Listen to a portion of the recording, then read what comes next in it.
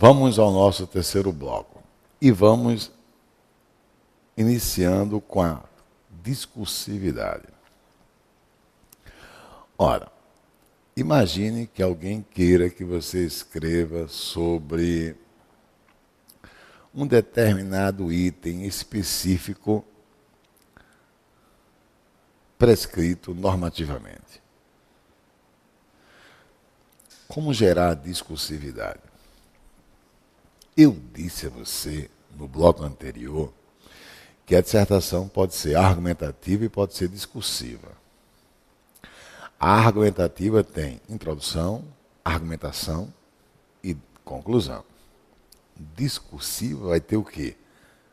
Introdução, argumentação, contra-argumentação, né? Argumentação, contra-argumentação e conclusão. Como você vai contra-argumentar se o mundo é bastante específico? Se a referenciação solicitada é específica? Pediram para você escrever sobre licitação.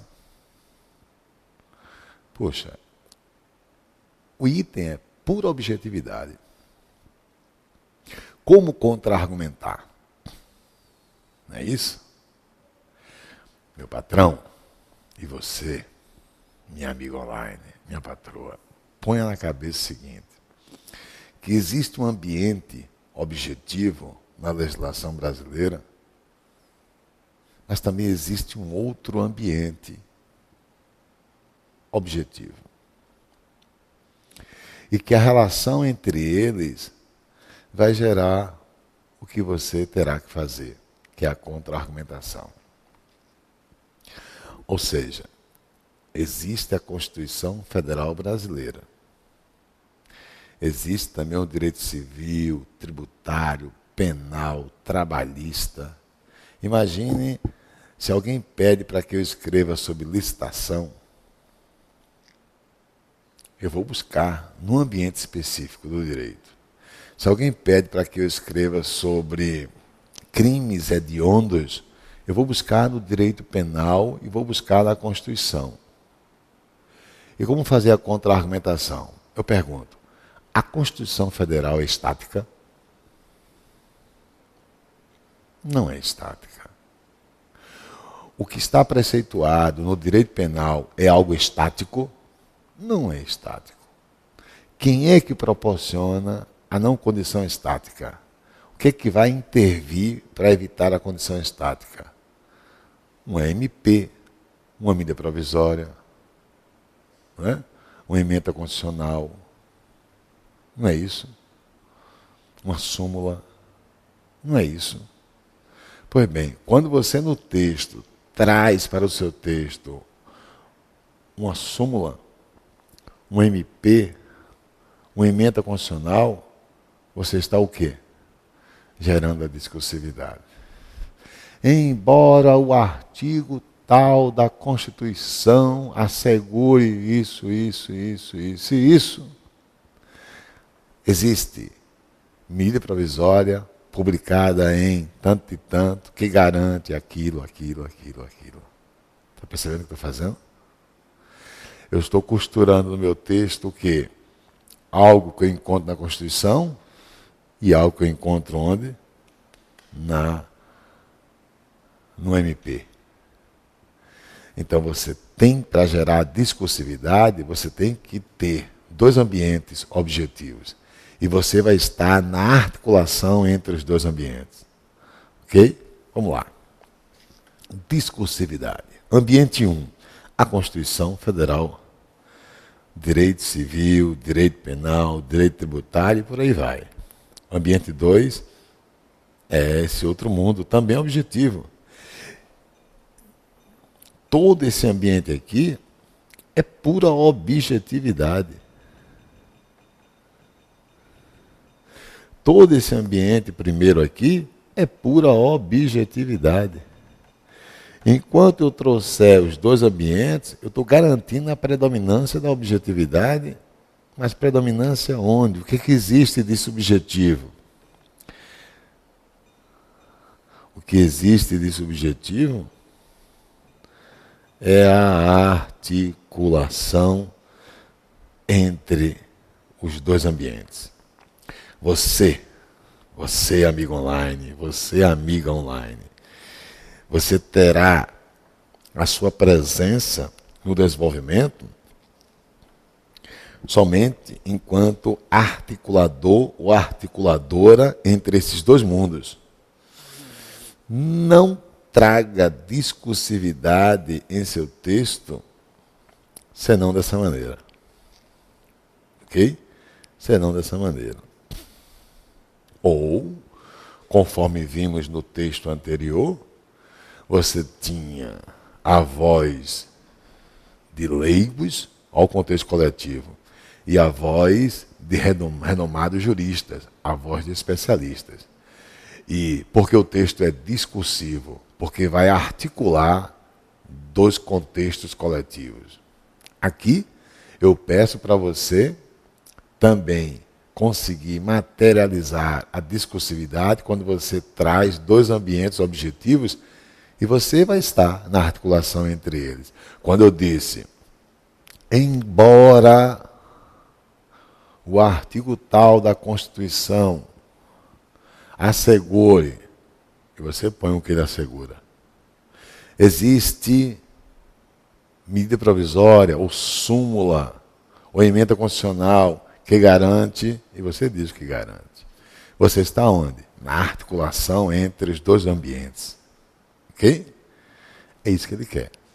Por isso que os professores de direito, quando estão trabalhando para concurso público, eles sempre contextualizam MPs, súmulas, emendas constitucionais e por aí vai. Declaração do Supremo Tribunal, que também é algo objetivo, é algo institucional, ok? A declaração de um determinado órgão público, a Polícia Federal declarou que essa declaração é pura objetividade, porque é a declaração institucional. Aí você entra com a citação no texto, ok? É isso que ele quer. Bem, neste bloco, o que é que eu vou mostrar a você? Vou mostrar você enquanto articulador do texto, garantindo que a oportuna subjetividade. Por que eu digo a oportuna subjetividade? Porque no momento em que você está trazendo para o seu texto informações específicas sobre o ponto ou tópico que a comissão exigiu de você lá, na proposição, essa articulação sua entre esses dois ambientes do direito, por exemplo, entre o MP e o que eu encontro na Constituição, por exemplo, entre o que eu encontro no direito tributário, no Código Processual Penal, no direito civil e o que existe enquanto súmula, enquanto MP, né? Pura objetividade nos dois ambientes. Mas o que me impede de ter tão somente a objetividade é a articulação que eu apresento entre os dois mundos do direito. Então eu estarei na articulação. Por isso que eu disse no bloco anterior que existem 3 classes gramaticais ricas, via regra geral, em subjetividade e que eu irei retomar hoje aqui com detalhes nesse bloco, que é a conjunção, advérbio e adjetivo. São 3 classes gramaticais ricas em subjetividade. Advérbio, adjetivo e conjunção. Vê o que eu disse? Apesar de, embora o artigo tal assegure, já usei a conjunção. Existe MP que, ok? Embora o artigo tal da Constituição assegure isso, isso e isso, existe medida provisória que, existe uma súmula vinculante que, e aí eu declaro o que ela traz. Vamos lá. Classes gramaticais subjetivas.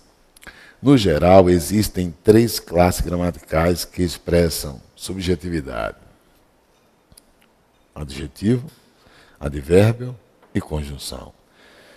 Vamos inicialmente acordar para vamos acordar para essas 3 classes. No geral, cuidado, via regra geral, essas 3 classes garantem a subjetividade. Ok? Dessas 3 classes, durante o desenvolvimento, você deve usar mais, claro, a conjunção. Vamos ver. Vou começar com um exemplo bem simples. Eu tenho a palavra casa e tenho a palavra bonita. Eu vou e digo a você, casa bonita. A teoria quer, de cada um de nós, a seguinte leitura. Casa está para a condição de substantivo. Não é isso? Casa está para a condição de substantivo. Bonita está para a condição de adjetivo. Se eu aplicar a regra geral, eu vou dizer que o adjetivo modifica o substantivo. O adjetivo modifica o substantivo.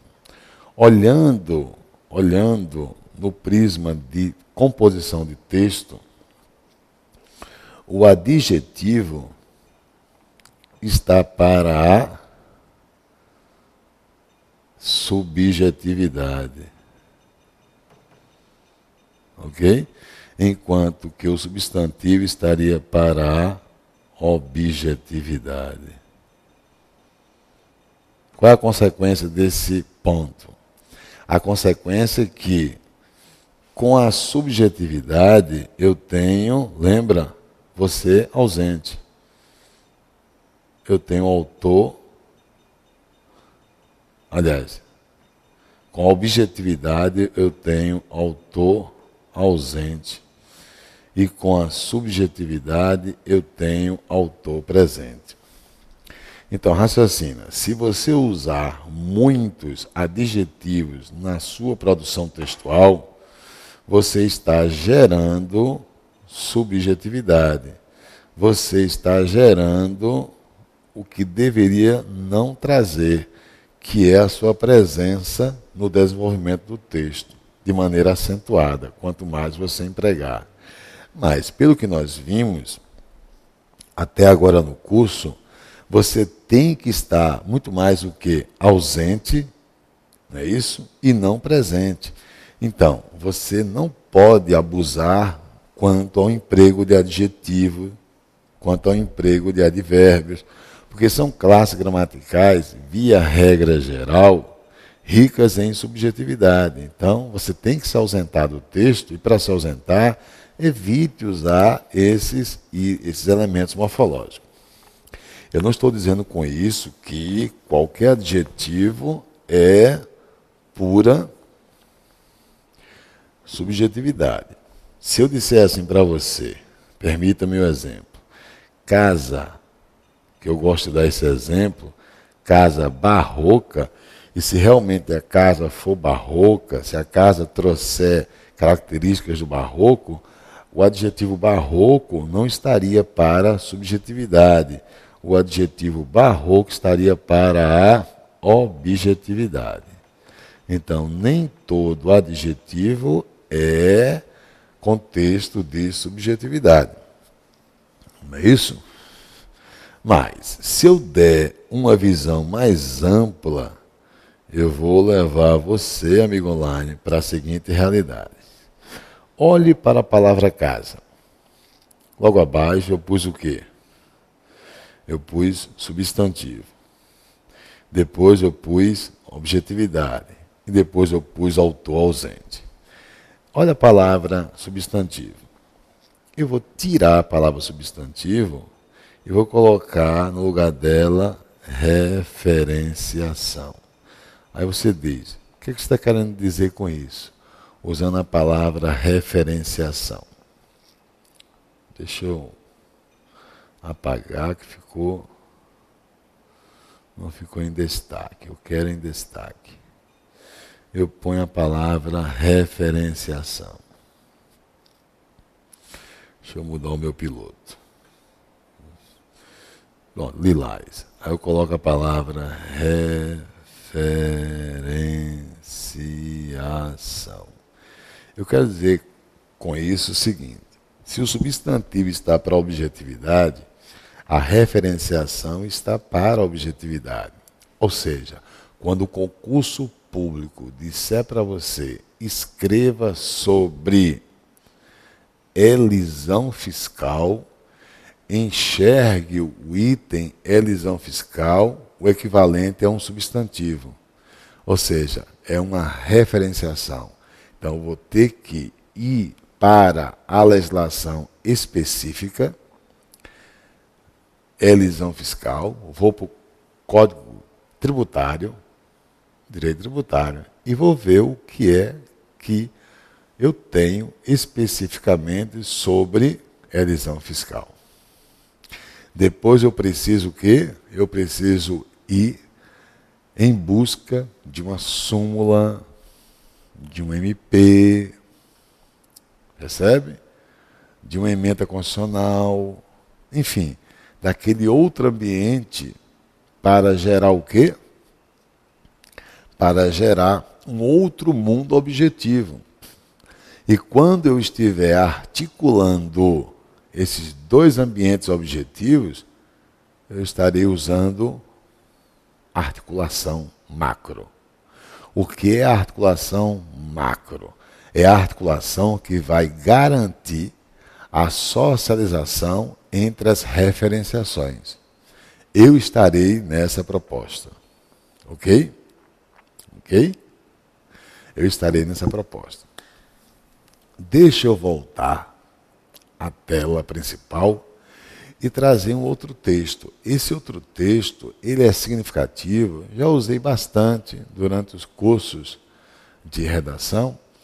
É um texto tirado de uma prova pública onde existem duas referenciações, duas.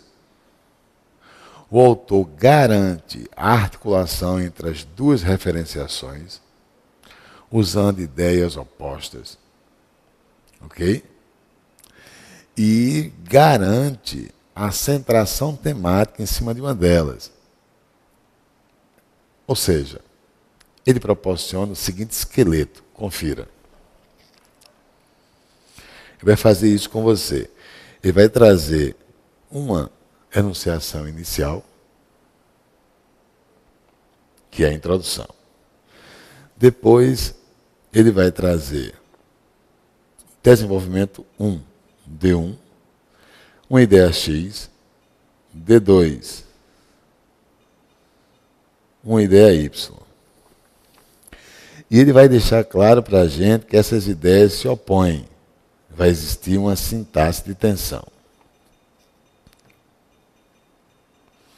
Vai existir uma sintaxe de tensão. Depois ele volta a escrever um pouco mais sobre a ideia Y. Essa escrita a mais da ideia Y é para garantir uma progressão interna sobre a ideia Y. E aí você vai ter o seguinte: ao escrever a ideia X, em seguida a ideia Y, ele garantiu em seu texto, aqui, ele garantiu uma progressão externa. Externa. Quando é que um texto garante progressão externa? Quando o texto traz mais de uma referenciação. Momento em que ele escreve um pouco mais sobre a ideia Y, ele deu maior progressão interna à ideia Y. Então, X é uma ideia, Y é outra ideia. Essas ideias se opõem. Se opõem. Então gerou a sintaxe de tensão. Mas como existe já mais de uma ideia, o texto alcançou progressão externa. Quando ele começa a escrever muito mais sobre a ideia Y, ele fortalece a progressão interna sobre a ideia Y. E agora o texto volta a escrever sobre a ideia X. Em seguida, põe um mais e traz a ideia Y. Quando você compara e vê as duas ideias no mesmo parágrafo, ele alcança mais uma vez a sintaxe de tensão em seu texto. A sintaxe de tensão. Ok? Mas fica visível, você vai ver no texto, que a ideia Y foi muito mais trabalhada do que a ideia X. Então ele privilegiou a ideia Y quando juntou as duas ideias contrárias no mesmo parágrafo. Porque já deixou claro que entre a ideia X e a ideia Y, a mais importante é a Y, e Y vai ser a centração temática, que é a ideia principal.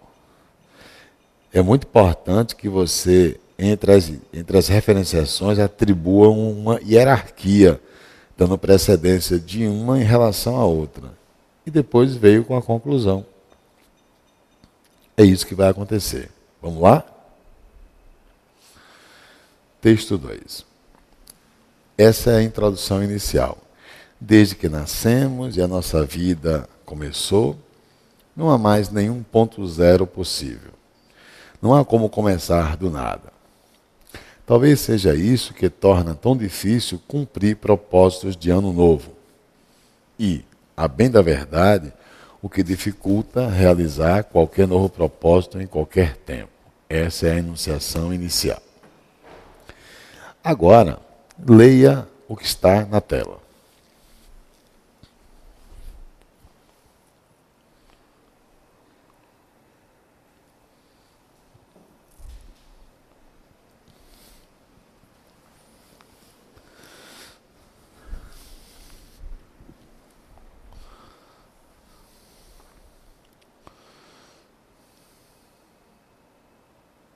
Ok?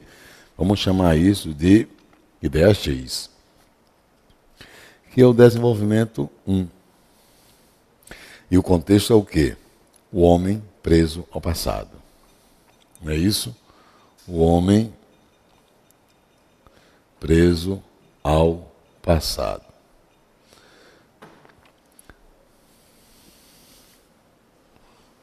Leia agora essa.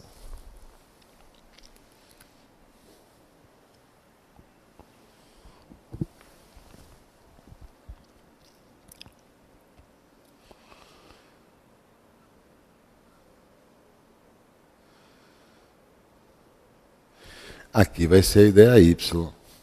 É o desenvolvimento 2.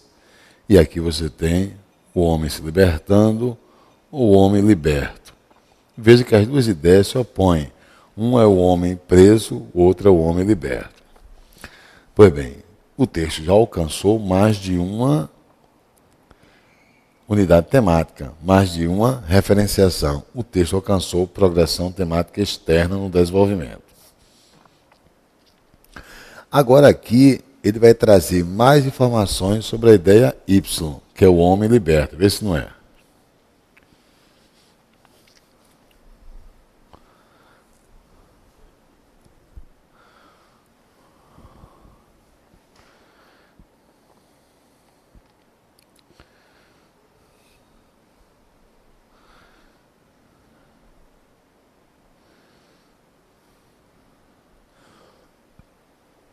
Percebeu? Então, essa aqui é a chamada progressão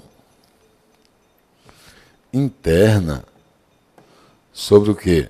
Sobre a ideia Y. Se o texto trouxe mais informações sobre a ideia Y, ela vai ser a centração temática. Já nesse parágrafo, ele vai juntar X, porém, mais Y. Vai juntar os dois no mesmo parágrafo. E olha que ele usa o conectivo mais entre elas. Leia.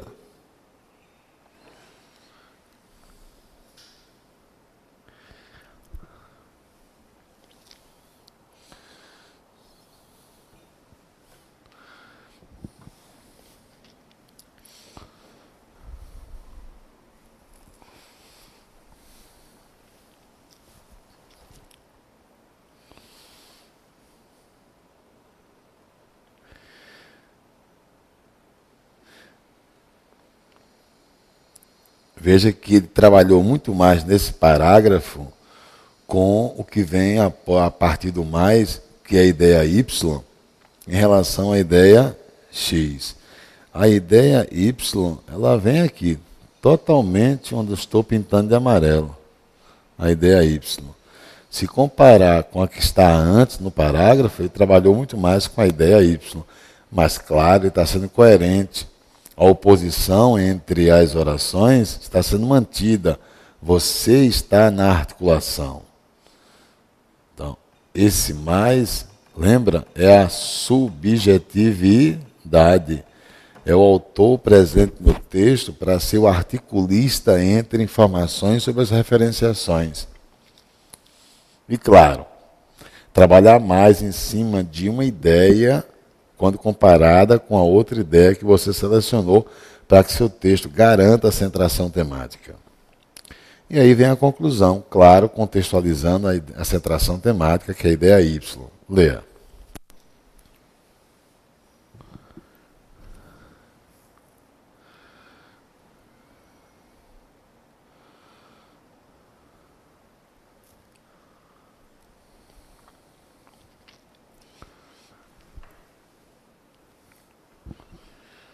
Ok? Veja o quanto é importante, quando você termina de escrever a sua redação, antes de passar a limpo, o quanto é importante seu texto ter um esqueleto.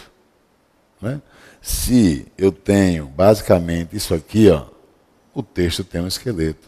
Existe a introdução, é jogado uma ideia X, depois seleciono uma ideia Y se opondo à ideia X, garantindo uma sintaxe de tensão entre elas. Trabalho mais uma delas, dando centração temática a uma das referenciações em meu texto. Não é isso? Retomo as duas, juntando as duas ideias, mas deixando claro que uma se sobrepõe à outra, e fecho com a ideia privilegiada. Quer dizer, todo texto bem escrito tem que trazer o esqueleto, tem que trazer uma plataforma, ok? Eu, durante o curso, a partir da segunda aula, eu vou trazer para você, sem dúvida, partes de obras selecionadas que nos ajudam, sem dúvida, a escrever textos. Uma é a fórmula do texto de Vander Emediato. A fórmula do texto de Vander Emediato. Outra é como escrever textos de Maria Teresa Serafini. Iremos trazer as propostas de autores especializados durante o curso, para que você tenha, passo a passo, um texto garantindo a você o quê? Uma maneira especializada, não só de olhar tecnicamente, mas de escrever tecnicamente qualquer tema proposto em provas públicas, que é a nossa proposta aqui. Ok? Até o próximo bloco.